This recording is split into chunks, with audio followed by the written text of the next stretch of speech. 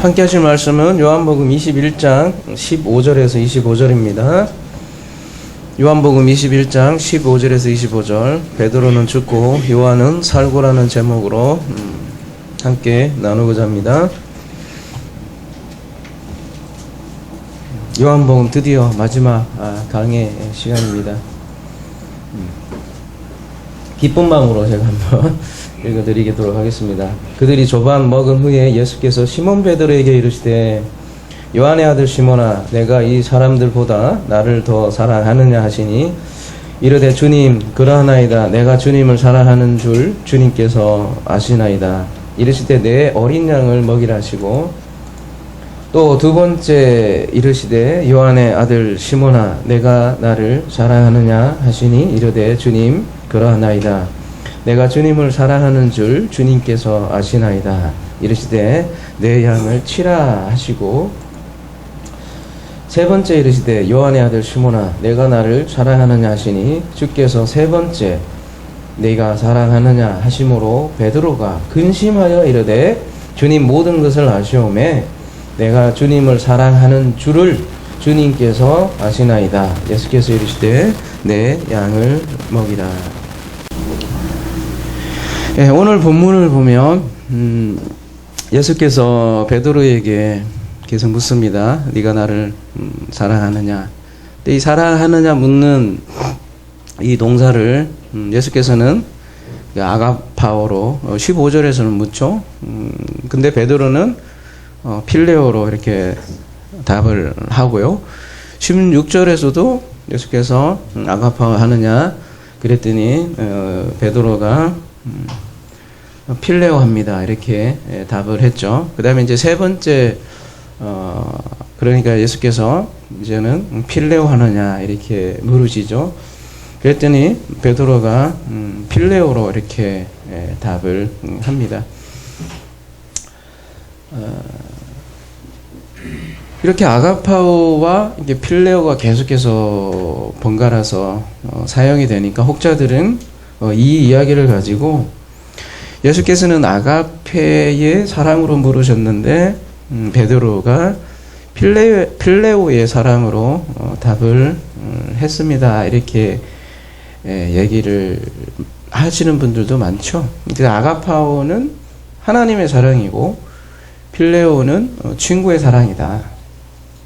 그러니까 예수께서는 하나님의 사랑으로 물으셨는데 베드로는 나는 친구의 사랑밖에 하지 못한다. 이렇게 답을 한다. 그렇게 여러분 설교를 많이 들으셨을 것 같아요.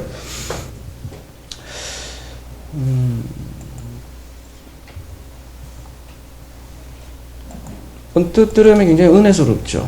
그럴듯하기도 하고. 문제는 요한복음에서 아가페와 필레오를 그렇게 구분을 하느냐가 문제겠죠. 봅시다. 요한복음 3장 35절.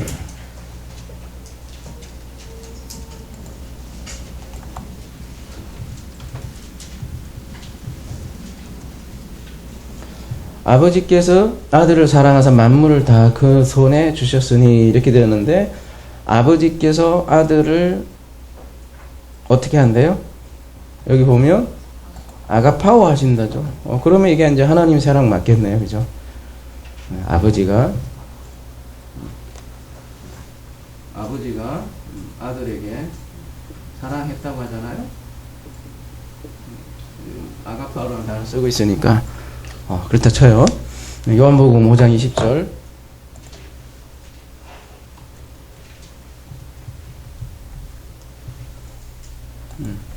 아버지께서 아들을 사랑하사 자기의 행하시는 것을 다 아들에게 보이시고 그보다 더 큰 일을 보이사 너희로 기이 여기게 하시리라. 여기에서 보면 아버지께서 아들을 어떻게 한대요? 사랑한대요. 우리나라 말로는 똑같은데 여기에서 뭐로 쓰고 있어요? 필레오로 써 있는. 그러면 이것도 아버지가 아들을 사랑하는 거네요. 그럼 필레오가 인간의 사랑이고 아가페가 하나님의 사랑이라고 한다면 지금 아버지께서 아들을 사랑하는 그 사랑도 인간적인 사랑이겠네요. 이상하죠? 뭔가 맞지 않죠? 두 번째 요한복음 20장 2절 가볼게요. 시몬 베드로와 예수께서 사랑하시던 그 제자에게 달려가서 말하되, 요한복음에 보면 예수께서 사랑하시던 제자라는 그 제자가 언급되잖아요. 그죠? 이때 예수께서 사랑하시던 그 제자, 이 단어를 뭐로 쓰고 있어요? 난 다시 안 가봤는데 여기는 필레오를 쓰고 있어요. 예수께서 사랑하시는 그 제자, 필레오를 쓰고 있네요. 20장 2절에. 그 다음에 오늘 본문에 이전에 요한복음 21장 7절에 예수께서 사랑하시는 그 제자, 똑같잖아요. 흔히 이제 요한이라고 얘기하는 그 제자를 계속 언급하는, 예수께서 사랑하신대요. 하나는 필레오를 쓰고 있고, 오늘 21장 7절은 아가파오를 쓰고 있어요. 여러분 못 믿으시는가 보다. 그래서 이걸 좀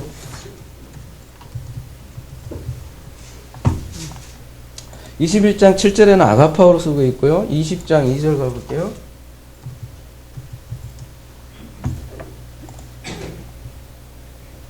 여기는 예수께서 사랑하시는 그 때 필레오를 쓰고 있단 말이죠.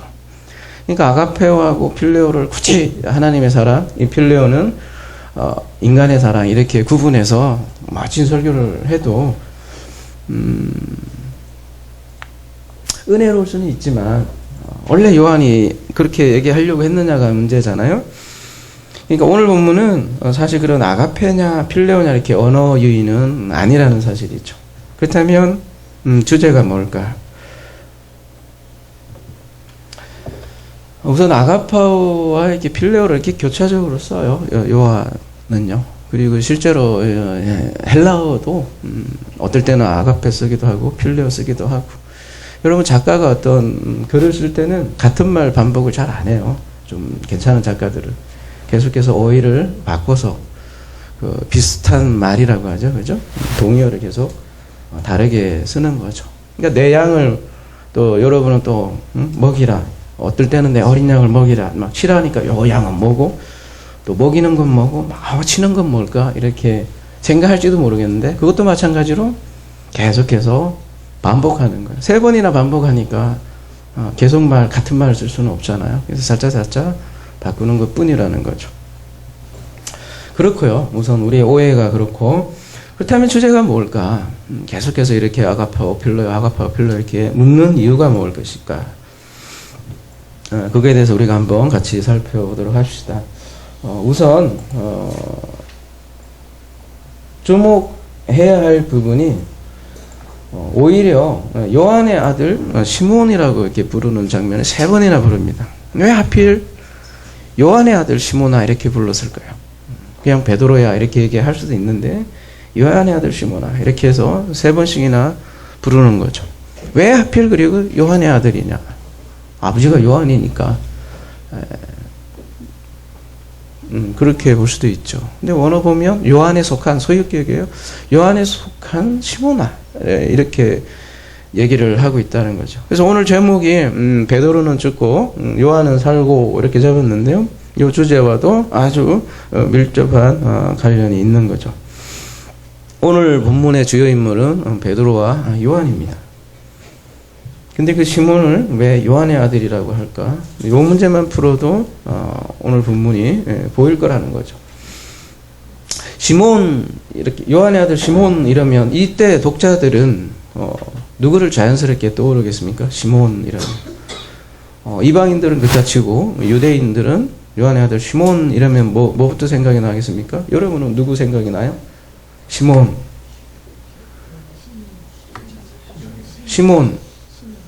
구약에 누가 듣던 여러분 생각해 보시죠. 구약에 이제 12아들이 있는데 그들의 조상들인데 유대인들이라면 누구나 이 12아들에 대해서는 친숙하다는 거죠.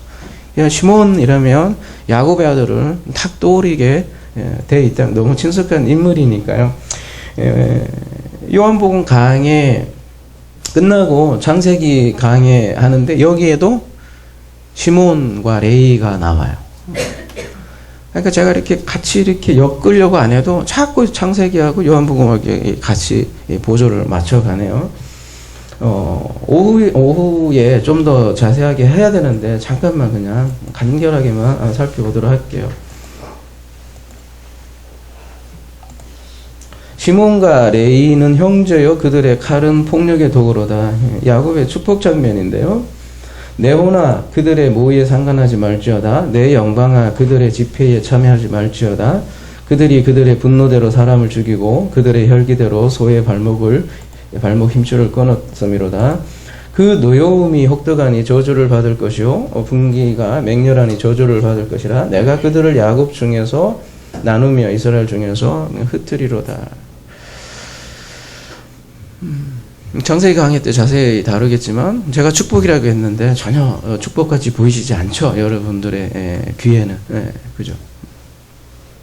만약에 축복으로 보인다면 복될지어다. 왜 이게 축복인지는 오후 강의 때 자세하게 하기로 하고요. 지금 시몬이 이렇게 저주 같은 유언을 듣는 이유가 바로 그 세겜 사건 때문이죠. 세겜 사건의 핵심은 할례죠. 할례를 이용해서 살인을 했다는 거죠. 할례라는 건 하나님의 계명입니다. 이 하나님의 계명을 사람의 계명으로 바꿔서 살인을 하는 그 폭력의 도구로 사용한 내용을 이렇게 그린 것이죠. 근데 이 모습이 시몬 사실 베드로와 아주 닮아 있다는 거죠. 시몬 베드로가 누구예요? 누구보다 열심이었고 또 제자들의 대표였습니다. 여러분 야곱의 축복 오후에 보겠지만 저주로부터 시작을 합니다. 근데 저주로 시작해서 축복으로 마무리가 됩니다. 저주부터 시작을 하는데 베드로도 마찬가지로 시몬과 같은 존재고 시몬 같은 베드로야. 그런 시몬에게 지금 묻는 겁니다. 네가 다른 사람들보다 나를 더 사랑하느냐.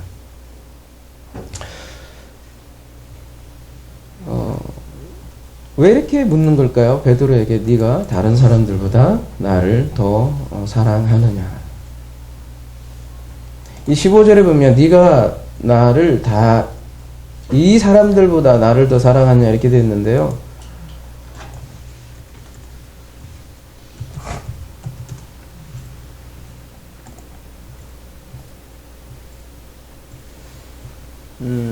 여기 두 가지의 이제 선택지가 있어요. 하나는 남성으로 보는 거고 하나는 중성으로 보는 케이스가 있겠죠. 그래서 어떤 분들은 이거를 중성으로 보는 거죠. 그래서 네가 이 사람들보다라기보다는 여러분 그 개정에 여러분 밑에 각주에 보시면 각주에 이렇게 돼 있어요, 그죠? 조만한 글씨로 뭐라고 돼 있어요? 뭐 다른 것 이렇게 돼 있죠. 중성으로 이렇게 각주가 돼 있을 거예요. 그러니까 두 가지가 다 문법적으로는 가능하다고 이렇게 해서 소개가 돼 있을 거예요. 그러면 다른 것이 되면 이걸 어떻게 봐야 되겠어요? 네가 다른 것보다 나를 더 사랑하느냐. 쉽게 얘기하면 네가 뭐라고 해야 되나요? 앞에 고기 잡는 장면이 나왔으니까 네가 그럼 배들 고기 잡는 거 그런 것들보다 나를 더 진정으로 사랑하느냐 이런 맥락이 될 거고요. 두 번째 선택지에 의하면 사람이 된다면 다른 사람들이 많이 있는데 그 중에서 네가 나를 더 사랑하느냐 이렇게 묻는 장면이 되겠죠. 두 가지 우리는 선택지 기로에 놓이는데 어떤 걸 선택을 해야 될까요? 둘 다 그럴듯하잖아요. 그죠? 그래서 앞에 걸로 설교를 하더라도 얼마든지 사람들은 은혜를 받을 수가 있겠죠. 근데 예수께서 이렇게 베드로에게 이런 묻는 이유는 베드로가 한 말 때문이라고 저는 봅니다. 마태복음 26장에 가보면 베드로가 이렇게 얘기를 해요. 그때 예수께서 제자들에게 이르시되 오늘 밤에 너희가 다 나를 버리리라. 기록된 바 내가 목자를 치리니 양의 떼가 흩어지리라 하였느니라. 그러나 내가 살아난 후에 너희보다 먼저 갈릴리로 가리라. 이렇게 얘기하고 베드로가 뭐라고요? 베드로가 대답하여 이르되 모두 주를 버릴지라도 나는 결코 never 버리지 않겠습니다. 이렇게 얘기를 하고 그다음 예수께서 이르실 때 내가 진실로 내게 이르노니 오늘 밤 다 굴기 전에 네가 3번 나를 부인하리라 이렇게 얘기했잖아요. 그러니까 베드로가 모든 사람은 버릴지라도 나는 결코 버리지 않겠습니다. 이렇게 베드로가 얘기했잖아요. 그러한 베드로를 떠올리게 하는 장면이죠. 요한복음에도 마찬가지로 13장 36절에 가보면 시몬 베드로가 이르되 주여 어디로 가니까 예수께서 대답하시되 내가 가는 곳에 네가 지금은 따라올 수 없으나 후에는 따라오리라. 베드로가 이르되 주여 내가 지금은 어찌하여 따라갈 수 없나이까 주를 위하여 내 목숨을 버리겠습니다. 이렇게 얘기한 베드로예요. 이러한 베드로의 말로 볼 때 네가 다른 사람보다 나를 더 사랑하느냐는 것은 이 베드로의 고백을 염두에 두고 지금 베드로에게 묻는 거고요. 베드로에게 이제 질문하는 것은 네가 그러면 지금 이제 진짜 내 목숨을 버릴 수 있겠느냐라고 묻는 장면이죠. 네가 굉장히 열심히 살아가고 있는데 그건 시몬의 열심 아니니. 지금 베드로 앞에 오늘 본문 이전에 보면 숯불이 놓여 있었습니다. 제사장의 뜰 안에서 3번이나 부인했던 베드로 그 사건을 떠올리는 장면이기도 하고요. 그 질문 앞에 베드로는 뭐라고 얘기를 해요? 그러니까 필레오냐 아가페오냐 문제가 아니라 베드로의 대답이 어때요? 가만히 보시면 뭐라고 대답을 합니까? 네, 사랑합니다. 내가 주님을 네, 사랑합니다. 이렇게 대답은 하지 않았어요. 그 뒤에 뭐라고 돼 있냐면 사랑하긴 한다고 하긴 고백해요. 내가 주님을 사랑하긴 하는데 주님께서 아십니다. 이렇게 계속 뒤에 단서를 붙인다는 거죠. 뒤에 주님께서 아십니다. 이렇게 계속해서 반복을 합니다. 계속 같은 질문을 3번 하니까 3번째는 어떻게 해요? 베드로가 근심하여 이르되 이렇게 얘기를 하고 있습니다.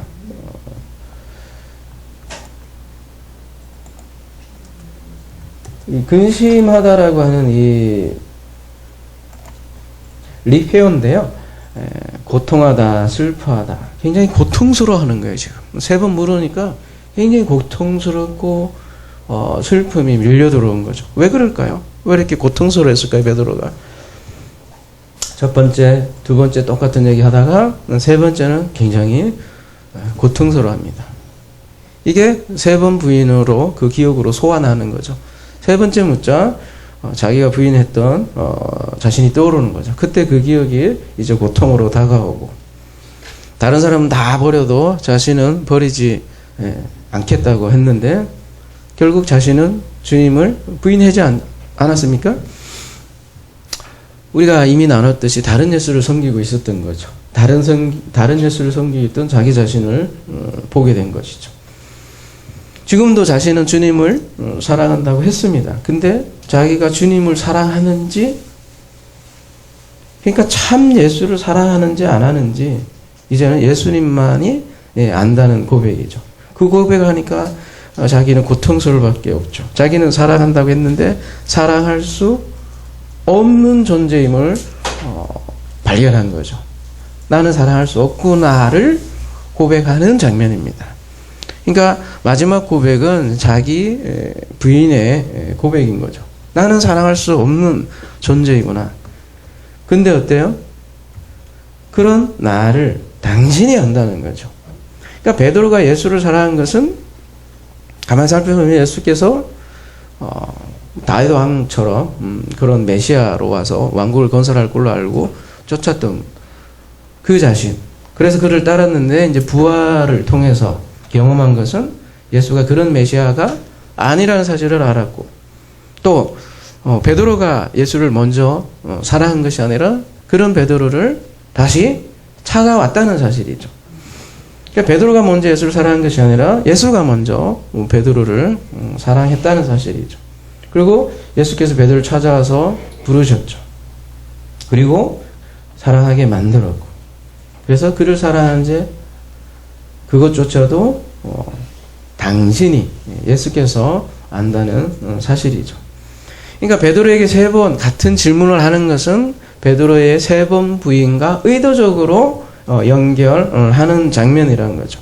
그래서 3번 부인한 베드로의 회복의 장면이기도 하고요. 근데 그 회복은 어떻게 회복되느냐? 스스로 회복되는 게 아니라 주님께서 찾아오셔서 회복시켜 주신다는 거죠. 부활로 인한 회복이라는 거죠. 그리고 이 3번이라는 것은 확정의 숫자이기도 한데요. 증언의 확정을 위한 고백이기도 하다는 거죠. 여러분 생각을 해보십시오. 3번 예수를 부인했어요. 베드로. 그 당시로 돌아가 보면 베드로는 교회의 지도자였습니다. 3번 부인한 베드로 어떻게 지도자가 될 수 있겠어요? 그런 지도자에게 주님은 베드로를 찾아왔다는 거죠. 우리 지난주 말씀을 한번 되새겨 봅시다. 무슨 내용이에요? 고기를 잡는 장면이 나오는데 제자들이 파이디언으로 묘사되고 있어요. 어린아이로 묘사되고 있단 말이에요. 그래서 뭐를 잡을 수 없어요? 고기를 잡을 수 없었어요. 근데 그런 제자들에게 누가 나타나냐? 예수께서 나타나셔서 153이라는 물고기를 잡게 하셨죠. 스스로는 잡을 수 없었는데 예수께서 오른쪽으로 던지라 했을 때 물고기를 잡은 것이고 그 153마리의 고기를 잡을 수 있었다는 거죠. 똑같죠. 그렇게 물고기를 잡되 이제 주님은 베드로에게 찾아와서 이제 양을 먹일 것을 말씀하고 있다는 거죠. 그렇다면 그 양도 스스로 먹일 수 있는 거예요? 아니면 스스로 양을 칠 수 있는 거예요? 어린 양이든 뭐 늙은 양이든 어쨌든 스스로 그 양을 먹일 수 없다는 거죠. 앞에 사건과 연결을 하니까. 그래서 스스로 고기를 잡을 수 없는 어부들에게 사람 낚는 어부를 만들었죠. 그 고기를 153으로 설명을 한 거고 오늘 본문은 그 물고기 대신에 양으로 말씀하고 계신 것이죠. 그래서 내 어린 양을 먹이라, 내 양을 치라, 내 양을 먹이라. 표현은 조금씩 다르지만 중요한 거는 뭐예요? 내 양이에요, 내 양. 네 양이 아니라 내 양을 먹이라 이렇게 얘기를 하고 계시는 거죠. 그러니까 베드로의 양이 아니라는 사실이에요. 주님의 양이라는 거예요. 그리스도의 양이고 그리스도의 양이니까 그리스도께서 그 양을 먹일 것이라는 거죠. 근데 이 장면을 캐톨릭은 베드로에게 교황이라는 그 직위를 준 것으로 해석을 하죠. 개신교는요? 목사죠. 목사에게 이 베드로에게 적용을 하죠.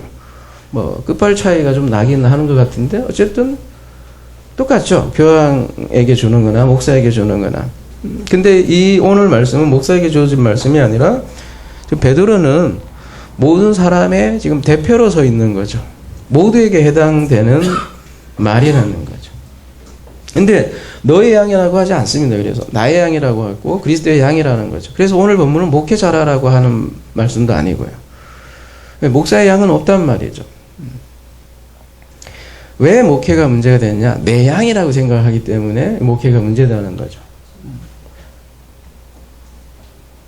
겉으로 보면 참 잘 케어하는 것 같고 잘 섬기는 것 같고 그렇잖아요. 근데 그 이면에 정신은 무엇이냐면 이건 내 양이라는 거야. 이 내 양 잃으면 안 되는 거예요. 내 양 잃으면 어떻게 돼요? 교회가 찌그러질 거고 부흥이 안 될 거고 이러니까 내 양을 잘 살피는 개념으로 변질되어 간단 말이에요. 왜 그렇게 생각했어요? 이건 내 자산이야. 그래서 교회를 넘길 때 교회 그 머릿수로 교회를 넘기잖아요. 어기든 지금 부자세습으로 난리 났잖아요. 그죠? 내 양이기 때문에 이렇게 부자세습도 할 수 있는 거예요. 교회 양 그리스도의 양인데 자기 양이라고 생각을 한다는 거죠. 내 양이라고 그랬습니다. 예수께서 내 양이라는 건 내가 먹이겠다는 거죠. 그리스도가 머리라는 거죠. 우리가 말로는 그리스도가 머리인데 교황이 머리가 되어 있고 목사가 머리가 되어 있다는 거죠. 그래서 그 양들을 돈 주고 팔아 넘기고 아들에게 세습시켜주는 이 어처구니 없는 그죠? 말도 안 되는 상황이 벌어지고 있는 것이죠. 그러니까 말씀을 잘못하면 그렇게 흘러간다는 거예요. 교회가 아니죠. 이미 그렇게 되면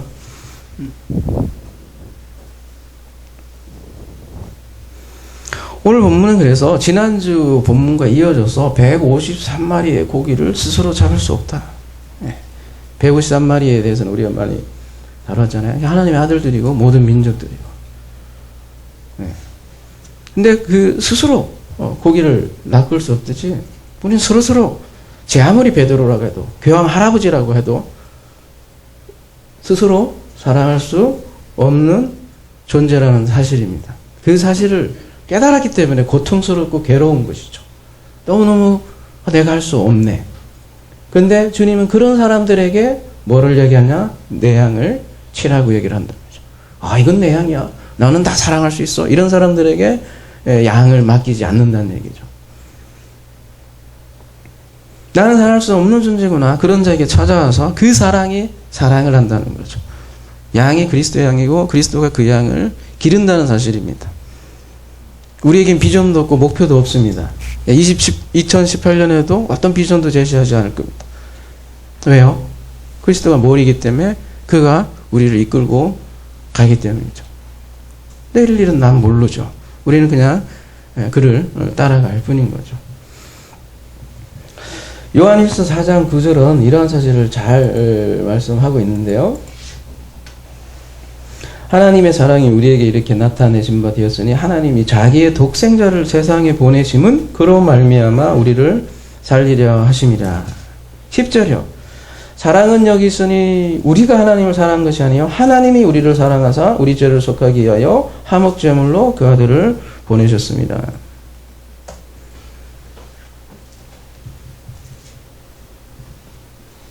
베드로는 이 대표로 선 거예요.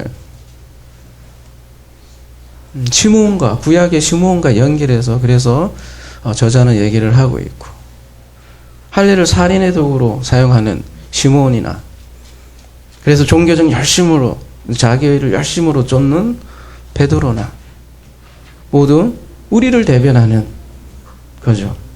교황을 얘기하는 게 아니라는 거죠. 여러분 율법의 완성 사랑이라고 그러잖아요. 그리스도이죠. 그 그리스도가 사랑을 넘겨주는 것이고 하나님이 사랑하는 것이고 그 사랑받아 그 사랑이 사랑한다는 거죠.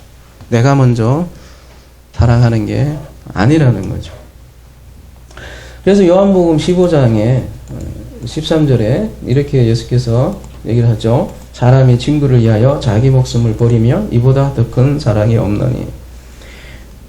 이미 우리가 다뤘던 부분인데 여기서는 사람은 단수고요. 그죠? 친구는 복수로 쓰였는데 한 사람이 친구들을 위하여 목숨을 버리는 것보다 더 큰 사랑이 없다고 얘기를 합니다. 누구 얘기를 하는 거예요?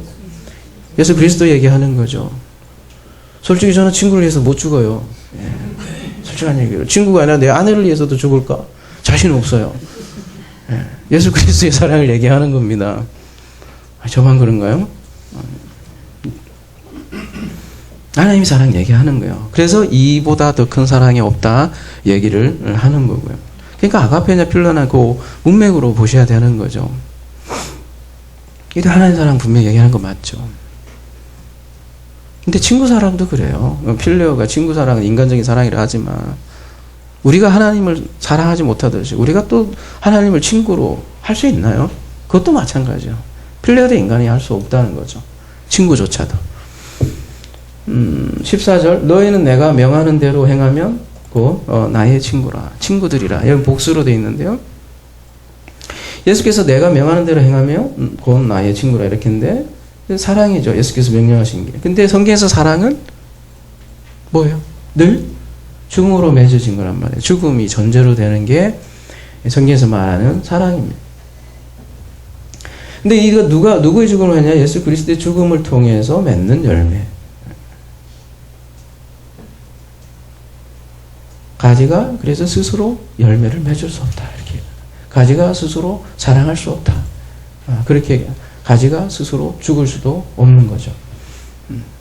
포도나무가 그래서 열매를 맺게 한다. 그렇게 얘기를 하고 그 하나님의 친구가 친구들을 만든다고 우리 이미 살펴본 본문이잖아요. 15절 이제부터는 너희는 종이라 하지 아니하리니 종은 주인이 하는 것을 알지 못함이라 너희를 친구라 하였노니 내가 내 아버지께 들은 것을 다 너희에게 알게 하셨습니다.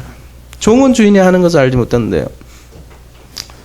하나님의 뜻을 모르기 때문에 열심히 계명을 지키고 그 시몬과 베드로 같은 존재를 종이라고 합니다. 아버지 뜻을 모르고 그냥 열심인 거야. 아이고야. 아버지 뜻을 모르고 그냥 열심히 기도하고 그냥 열심히 종교생활하고 스스로도 종이란 걸 굉장히 자랑스러워 하잖아요. 그죠? 말 그대로 종인 거야. 근데 그런 종살이 한 종을 이제 친구라고 부르신다는 거죠. 시몬도 마찬가지죠. 열심히 자기는 그 디나의 명예를 위해서 복수했잖아요. 근데 그거는 이웃사랑이 아니라고 창세기에서는 얘기를 하잖아요. 성경에서 친구란 뭐예요? 아버지의 뜻을 아는 자라고 그래요. 친구. 그러니까 우리가 친구 필레오도 만만치 않죠. 그죠? 아가페나 필레오나 인간이 하지 못하는 거죠. 아버지께서 우리를 친구로 불러주시는 거죠. 그래서 아브라함이 하나님의 친구로 불러주잖아요. 모세도 마찬가지죠. 이들이 뭐 그냥 하나님과 그냥 맞다이 친구했나요? 하나님 먼저 찾아오셔서 친구로 만들어 주셨잖아요. 아브라함이나 모세나 공통점이 뭐예요? 둘 다 죽음을 경험하는 거죠. 아들을 통해서. 그래서 그 아버지의 뜻, 아버지의 기도, 아버지의 소원, 뭐 어떤 표현으로 하든 그 아버지의 기도, 소원, 원함을 아는 자들을 친구라고 하고, 그런 사람들을 온유한 자라고 하고, 그러한 자들이 수고와 무거운 짐에서 쉬게 해줄 수 있다, 이렇게 얘기를 하는 거죠. 그래서 베드로에게 내 양을 먹이라고 얘기하는 거죠. 이제 온유한 자로 만드셔서 아버지의 뜻을 알게 해주셔서 내 양을 먹이는 거죠. 그러면 그 양을 먹이는 사람은 자기 스스로 양을 먹이지 않을 거 아닙니까? 자기 양으로 생각해서 목회를 하지 않을 거 아니에요. 자기 양으로 생각을 해서 그렇게 신방하지 않을 거고, 그죠? 교적 관리 그렇게 하지 않을 것이고. 그래서 오늘 본문은 3번 부인한 베드로, 그 앞에 찾아오신 예수께서 의도적으로 그래서 3번을 묻는 장면이죠. 숯불 위에 올라와 있는 베드로, 그 숯불 위에서 죽고 죽음을 통해서 사랑을 권냄을 받는 거죠. 그래서 사랑은, 성경에서 사랑은 죽음을 전제합니다. 죽음과 아주 밀접한 관련이 있습니다. 그래서 요한복음 21장 다시 오늘 본문으로 돌아가세요.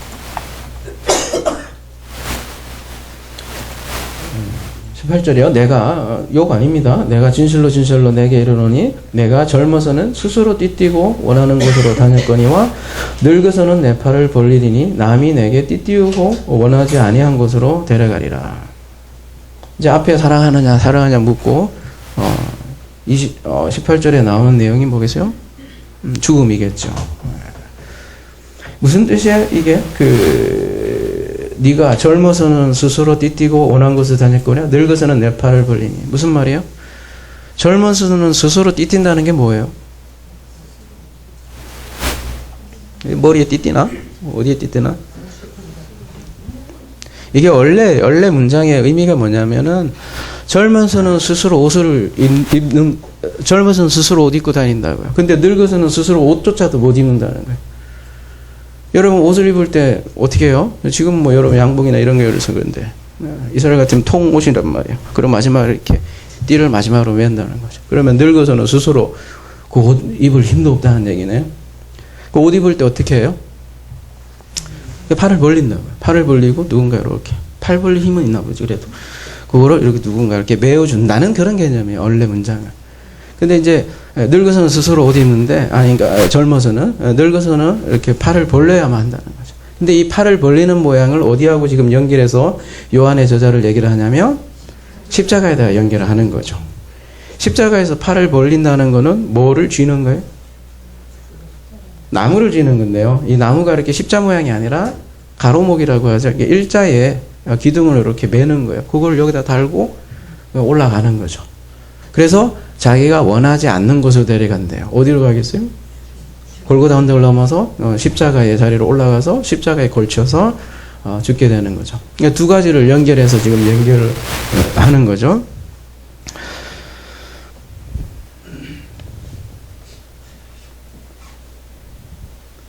여러분 모세가 아말렉 전투 중에 기도하면서 손을 들었죠. 그 모습도 사실 그 기둥을 잡는 모습과 비슷하고요.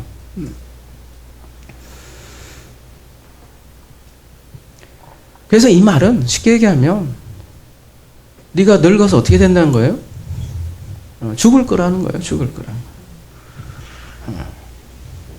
근데 늙으면 스스로 스스로 옷 입을 힘도 없는 거죠. 힘 다 빠져서 힘 다 빠지는 게 죽음이라는 거죠. 다 힘 빼는 작업이 사실은 인생이에요. 근데 마지막 죽음은 그 힘 다 빠지는 거라고. 그게 죽음이라는 거죠. 그렇게 힘 다 빠지는 게 죽음이지만 그게 죽음으로 끝나는 게 아니라 그게 뭐예요? 아버지께로 가는 생명의 길이라는 것을 성경에서 계속해서 끊임없이 강조하고 있죠.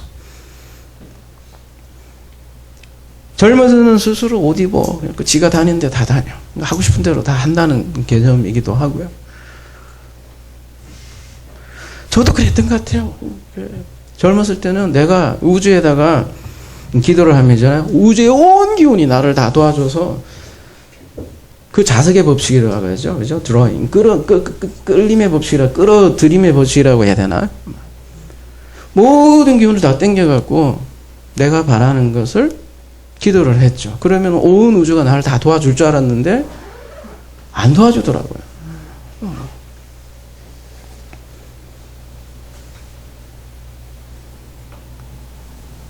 이게 베드로의 이 고백만 이 세 번 물었던 이 장면 하면 계속 저의 그 과거로 소환하는 것 같아요. 제가 말아먹고, 한마디로, 뭐 주식이죠. 주식을 말아먹고, 엉엉 운 적이 있어요. 그 침대에서. 침대에서 엉엉 우는데, 그 내면의 목소리죠. 지금도 주님의 목소리라 저는 생각을 하는데, 딱 요 질문을 나한테 치고 들어온 거야. 네가 나를 사랑하느냐. 그때 저의 대답은 뭐겠어요? 베드로처럼 거짓다는 것도 아니에요. 저는 뭐라고 대답했냐면, 차마 말로 하기가 좀 그러네요. 여러분 앞에. 하나님한테 욕 좀 했어요. 삿대질을 했다고. 웃긴 소리 하지 말라고. 3번이. 근데 그때 저는 너무 큰 갑지부를 하면서 하나 배운 사실이에요. 다 말아먹고, 한 가지 나는, 욕을 하긴 했지만 하나님께, 나는 하나님을 사랑한 게 아니었구나. 난 그야말로 내 욕망을 위해서 온 우주를 끌어들였고, 그 하나님은, 그냥 내가 내 욕망을 채우는 하나님이었지. 그래서 그런 하나님을 버렸다는 사실이죠.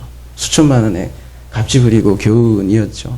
그래서 오늘 본문 생각하면 그때 옛날에 이렇게 생각이 나더라고요.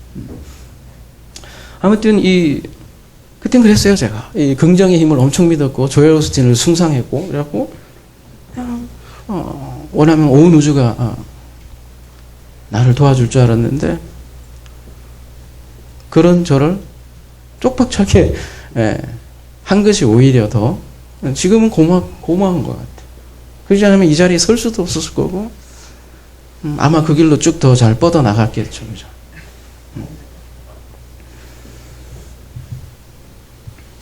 성경은 자석의 법칙을 그렇게 얘기하지 않아요. 내가 자석의 힘으로 끄는 게 아니라 하나님이 나를 끌지.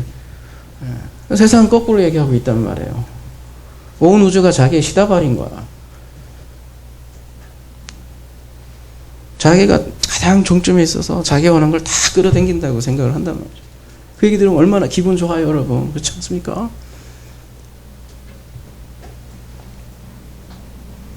그래서 19절에 이렇게 얘기하는 거예요. 이 말씀을 하시면 베드로가 어떠한 죽음으로 하나님께 영광을 돌릴 것임을 가르치십니다. 이 말씀을 하시고 베드로에게 나를 따르라 이렇게 얘기를 하고 있죠. 하나님이 널 따른 게 아니라 네가 나를 따르게 되는 거죠. 그리고 아까 이제 베드로의 죽음을 얘기를 했지만 여기서 또 설명해 주잖아요. 베드로가 어떠한 죽음으로 하나님께 영광을 돌릴 것이다 이렇게 얘기를 하잖아요. 그러니까 여기서 영광을 돌리다 우리 계속 많이 다루었지만 독사죠. 영광을 나타낼 것이라는 거죠. 근데 이 하나님을 나타내는 방법이 뭐라는 거예요? 죽음이라는 거죠. 거꾸로 얘기하면 죽음을 통해서 하나님의 영광이 드러난다는 거죠. 요한복음의 한결같은 주제예요. 뭐예요? 죽음이 곧 영광이라는 거죠.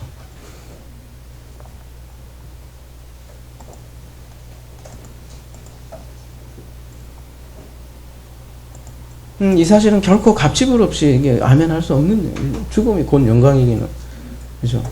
죽음은 죽음이고 죽겠는 거지. 뭔 영광이야? 이렇게 얘기할 수밖에 없는 거죠. 베드로전서 4장 16절 만일 그리스도인으로 고난을 받으면 부끄러워하지 말고 도리어 그 이름으로 하나님께 영광을 돌리라. 여기도 마찬가지인데요. 하나님을 이게 목적격이죠. 그죠? 그 이름으로 하나님을 독사져 나타내라. 이렇게 얘기를 베드로전서에도 이렇게 얘기를 하고 있습니다. 고난 동참, 죽은 동참, 그게 나를 따르라는 말이죠. 나를 따르라라는 본문 다시 한번 돌아가 보도록 하겠습니다. 몇 절이었죠 우리가? 19절이었나요?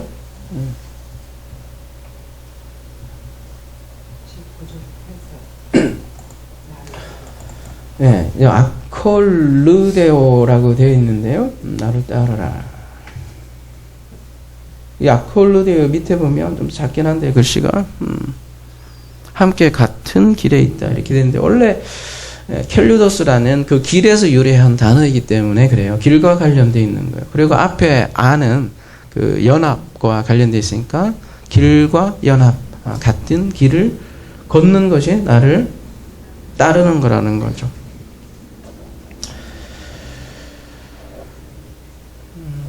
같은 길을 걷는 거. 어떤 분이 그래요? 우리 각자의 교회인데 교회라고 하긴 그렇지만 하여튼 왜 또 모이느냐 이런 질문을 늘 하세요. 그죠? 각자 교회인데 뭐 교회 왜 모여? 이렇게 질문을 할 수도 있죠. 그런 질문을 저에게 하면 저는 거꾸로 그런 분들에게 이렇게 가끔 역질문을 제가 좀 짓궂어요. 뭐라고 질문을 하냐면 당신들의 가족은 왜 모입니까? 이렇게 제가 물어요. 그럼 여러분 가족들은 왜 모여요? 한번 질문을 해봅시다. 가족들은 왜 모여요? 네? 보고 싶기는 뭘 보고 싶어요? 안 보고 싶어도 원수 같은 남편도 있고 그런데 왜 모이는 거예요? 보면 가족이니까 아무 이유가 없는 거예요. 가족은 가족이니까 모인다는 거죠. 그렇게 역질문을 제가 좀 하는데요. 성경에서 실제로 새 가족이라고 그래요. 근데 오늘 본문에 이 길로도 설명할 수 있을 것 같아요. 아클루데와 같은 길을 걷다 이렇게 하는데 신앙생활이 여행과도 같다는 생각이 점점 더 많이 들어요. 제가 그래서 그 목사라는 개념보다는 가이드 개념이 더 참 좀 마음에 듭니다. 그런 얘기를 많이 하잖아요. 그래서 직업이 뭡니까? 이렇게 물으면 난 가이드입니다. 이렇게 하고 그러니까. 그렇게 하고 싶어요. 하도 목사가 그냥 얼굴에 그냥 먹칠을 하고 다녀서요. 요즘은 창피해 죽겠어요. 세상에서 가장 헛소리 하는 사람들이 보면 뉴스에 나온 사람들 보면 또 이제 교수로 계신 분은 또 교사들이 그렇게 먹칠을 하고 다닌대요. 본인 그 직업을 보면 그렇게 낯뜨거운가 봐요. 아무튼 여행 얘기에서 하는 얘기인데 같은 길을 가는 여행자들인 것 같아요. 같은 길을 가는.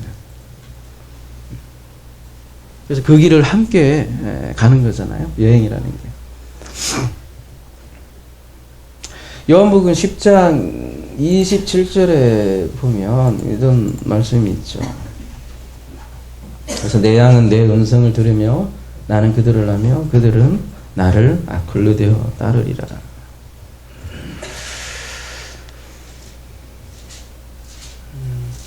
그러니까 아클루데오가 그러니까 같은 길을 가는 건데 같은 길을 간다는 거는 예수께서 가신 그 길 똑같이 가는 거고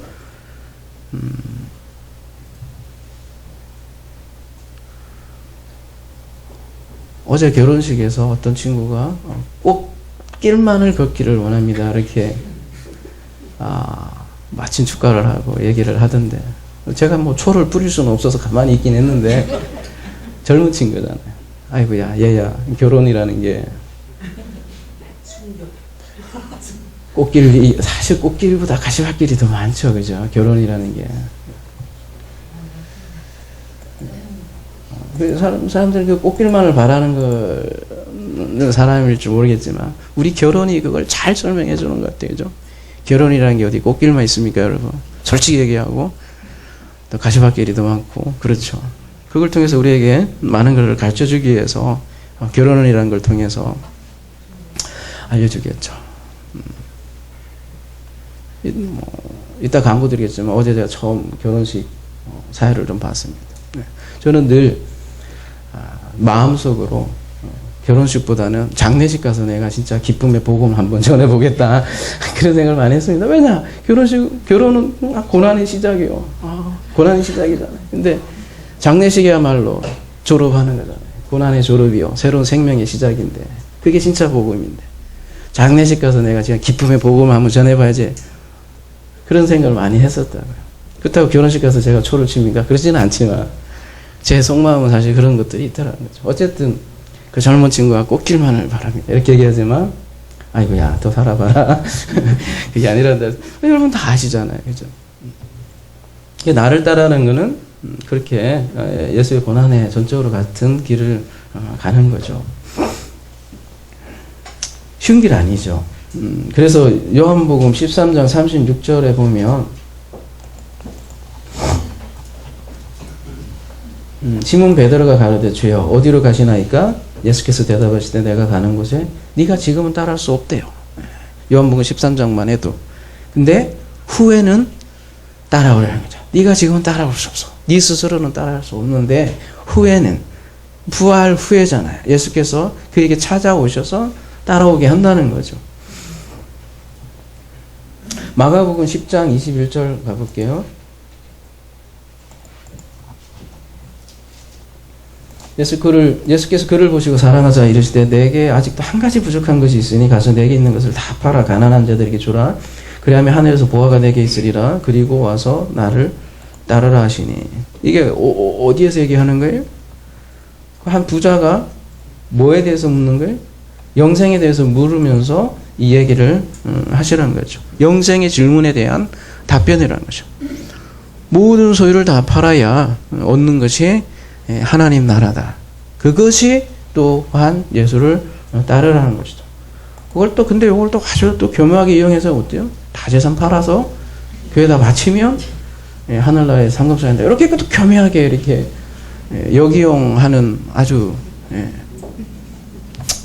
뭐까지요? 마가복음 8장 34절에 무리와 제자들을 불러이시되 누구든지 나를 따르거든 자기를 부인하고 자기 십자가를 지고 나를 따를 것이니라. 다 같은 맥락의 말씀이죠. 그래서 나를 쫓는 것 자체가 여러분 생명인 거죠. 그래서 마태복음 8장 22절에서도 이렇게 얘기를 하십니다. 예수께서 이르시되 죽은 자들이 그들의 죽은 자를 장사하고 너는 나를 따르게 하시니라. 이것이 생명이라는 거죠. 죽은 자들은 죽은 자들로 하기는. 요한복음 12장 25절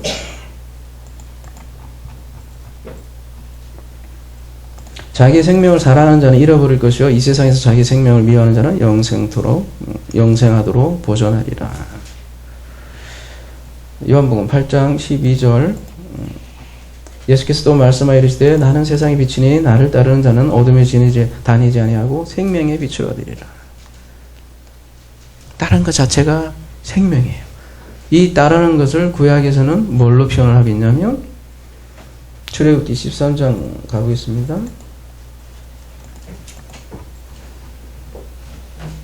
여호와께서 그들 앞에 가시며 낮에는 구름기둥으로 그들의 길을 인도하시고 밤에는 불기둥으로 그들에게 비추사 낮이나 밤이나 지나가게 하시니 낮에는 구름기둥 밤에는 불기둥이 백성 앞에 떠나지 아니하니라. 그 그리스도를 따르는 그의 백성들을 이렇게 표현을 한 것이죠. 자, 그래서 다시 오늘 본문으로 가서 마지막 부분을 함께 하겠습니다. 20절이요. 베드로는 돌이켜 예수께서 사랑하시는 그 제자가 따르는 것을 보니 그는 만찬석에서 예수의 품에 의지하여 주님을 파는 자가 누구 오니까 묻던 자라. 이에 베드로가 그를 보고 예수께 여짜오되 주님, 이 사람은 어떻게 되겠사옵나이까? 예수께서 이르시되 내가 올 때까지 그를 머물게 하고자 할지라도 내게 무슨 상관이냐? 너는 나를 따르라 하시더라. 23절까지 볼게요. 이 말씀이 형제들에게 나가서 그 제자는 죽지 않아야겠다 하였으나 예수의 말씀은 그가 죽지 않겠다 하신 것이 아니라 내가 올 때까지 그를 머물게 하고자 할지라도 내게 무슨 상관이 있냐 하신 것이러라. 요한복음 21장 23절에 이 말씀이 그 형제들 사이에서 퍼져나가서 그 제자는 죽지 않을 것이라고들 하였지만 예수께서는 그가 죽지 않을 것이라고 말씀한 것이 아닙니다. 이렇게 얘기를 하고 있네요. 왜 이런 본문이 있을까요? 그 당시에 요한은 죽지 않을 것이라는 소문이 돌았던 모양이에요. 왜요? 요한이 어떤 인물이길래? 어떻게 보면 마지막 제자잖아요. 살아남은 마지막 제자.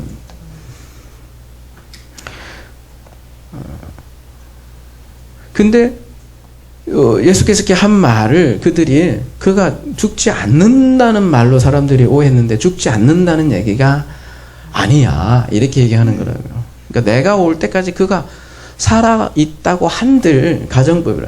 살아있다고 한들 그거하고 상관하지 말라는 맥락으로 했는데 얘는 이렇게 영원히 살아서, 응? 혹은 그 전에 예수께서 온다거나, 그러한 관념으로 요한을 그렇게 생각을 하는 거죠. 지금도 마찬가지로 사이비 집단에서는 자기가 안 죽는다잖아요. 그죠?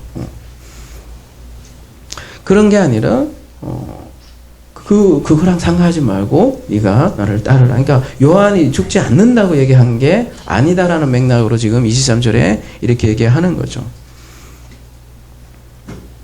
여러분, 베드로와 요한인데 오늘 주제가 베드로는 죽죠. 순교자로. 그리고 한 사람은 자연사로 죽게 되고. 이게 말하자면 의미적으로 베드로는 죽고 요한은 좀 살아있는 거죠. 그리고 요한복음 기록 당시면 이미 베드로는 죽어 있을 거고요. 베드로는 죽고 요한은 살아있단 말이죠. 베드로는 죽고 요한은 살고.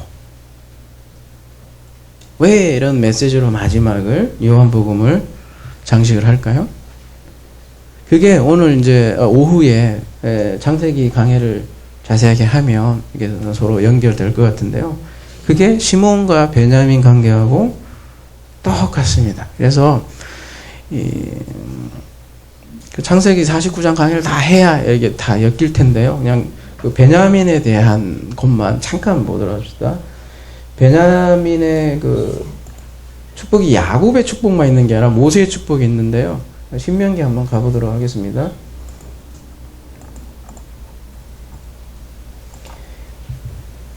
베냐민에 대하여 일렀을 때 여호와의 사랑을 입은 자는 그 곁에 안전히 살리로다. 여호와께서 그를 날이 마치도록 보호하시고 그를 자기 어깨 사이에 있게 하시리로다. 여러분, 여호와의 사랑을 입은 자 예디드라고 되어 있는데요. 여호와께 사랑을 입은 자가 누구예요? 예디드가 가장 사랑하는 이란 뜻이에요. 애인이란 뜻이에요.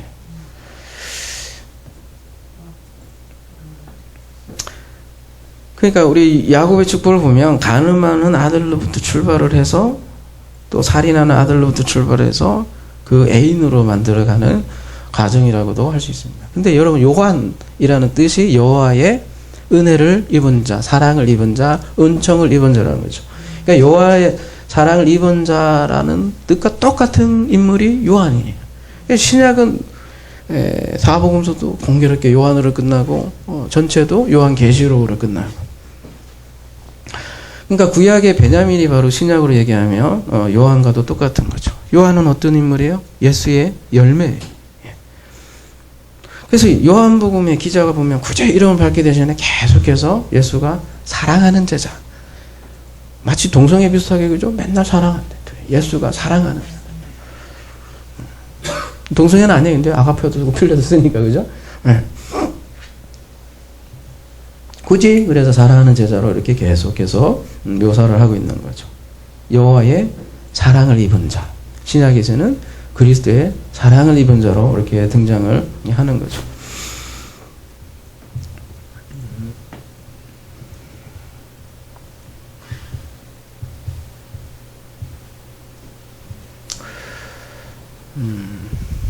요셉의 축복에 가야 할 것 같은데 그거 보면 딸 얘기가 나와요. 여러분 뭐 가지로 알고 있잖아요. 담장 너머로 뻗은 가지 이렇게 나오는데 딸 얘기가 나와요. 그때 자세하기를 하고 맨날 자세하기를 하는데 다 하면 이게 오늘 요한복음 이해될 것 같아요. 근데 딸 얘기가 나와요. 요셉의 축복도 보면. 근데 그 딸들이 성백을 증군한다고 하고 그 예루살렘의 딸들아 이렇게 얘기를 많이 하잖아요. 성경이 그러니까 무슨 얘기냐면 예루살렘 딸들을 가장 사랑하는 애인으로 만들어가는 하나님의 사랑의 스토리라는 거죠. 그래서 창녀 같은 고매를 부르시는 그 하나님의 사랑 이야기가 또 성경의 스토리이기도 한 거죠. 그래서 요한복음의 저자는 예수가 사랑하는 제자라고 의도적으로 말하고 있고요.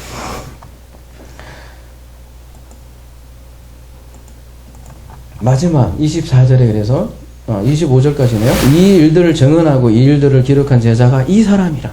우리는 그의 증언이 참될 줄을 아노라.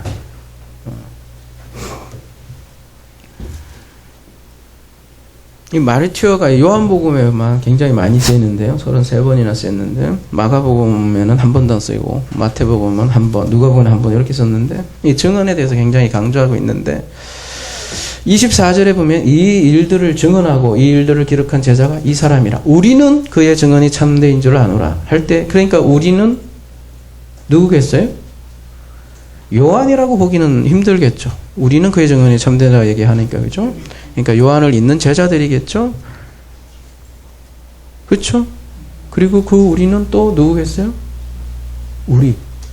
또 똑같이 그가 증언한 게 참됨을 고백하는 그 무리들이 또 우리이기도 하잖아요. 그죠? 같이 엮여 있는 거죠.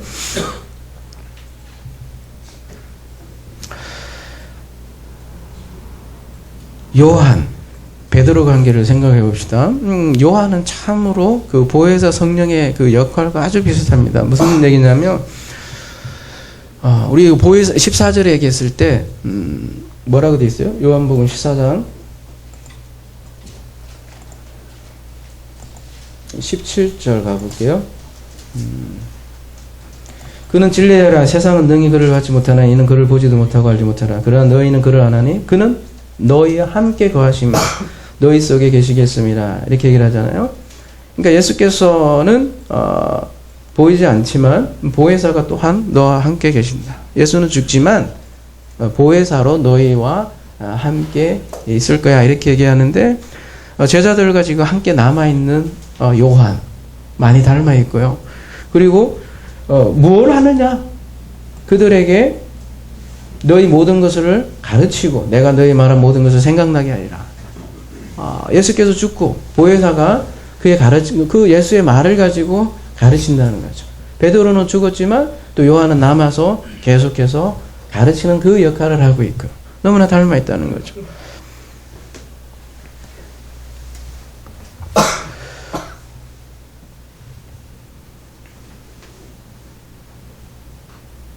그러니까 요한 그는 가르치고 남아있고 지금 참된 증거를 하고 있고 그 참된 증거를 보유하고 있고 근데 보혜사는 그를 통해서 말하자면 일한다는 거죠.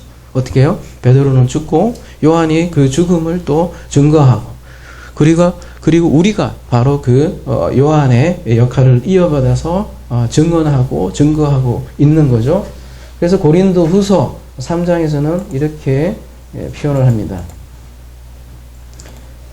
우리가 무슨 일이든지 우리에게서 난 것 같이 스스로 만족할 것이 아니 우리의 만족은 오직 하나님께로부터 나느니라. 그가 또한 우리를 새 언약의 일꾼 되게 만족하게 하셨으니 율법 조문으로 하지 아니하고 오직 영으로 함이니 율법 조문은 죽은 것이요 영은 살리는 것이라. 이렇게. 보혜사 성령이 베드로는 죽고 요한에서 일하는 것이죠. 그거를 그렇게 새 언약이라 일꾼이라고 하고 새 언약의 일꾼으로 쓰는 거죠. 그래서 마지막, 드디어 마지막입니다. 25절 뭐라고 되어 있어요? 예수께서 행하신 일이 이외에도 많으니 만일 낱낱이 기록된다면 이 세상이라도 이 기록된 책을 두기에 부족할 줄 아노라. 예수께서 행하신 일이 많은데 부분적으로 발췌했다는 거죠. 근데 사실 예수께서 행하신 일이 사복음서뿐만 아니라 사실 어디서부터 출발을 해요? 그렇죠. 창세기부터 아예 시작을 하고 구약의 사사기니 뭐 어디니 쭉쭉 계속 말라크로 일하시고 또 말라크로 아브라함에게도 찾아오고 계속 구약에서부터 천지가 창조할 때부터 말씀은 일하고 계신 거죠.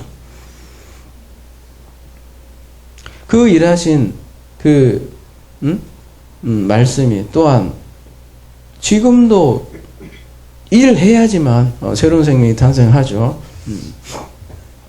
그렇죠. 그런 의미에서 봐도 이 기록된 책을 두기에 부족할 줄 아노라. 물론 가장법이죠.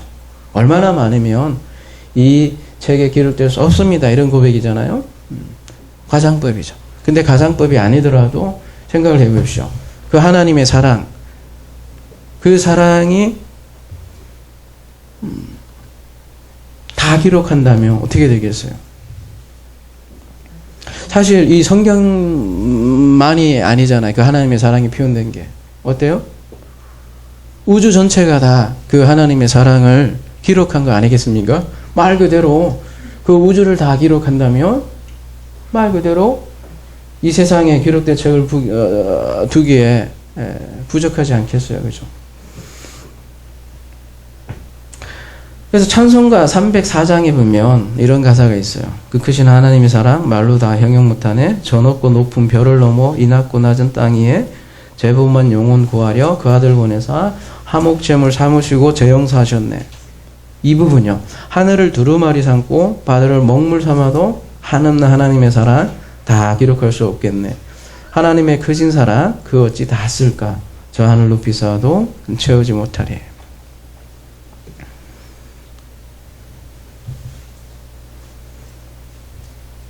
그거 어떻게 다 기록할 수 있겠어요. 그죠?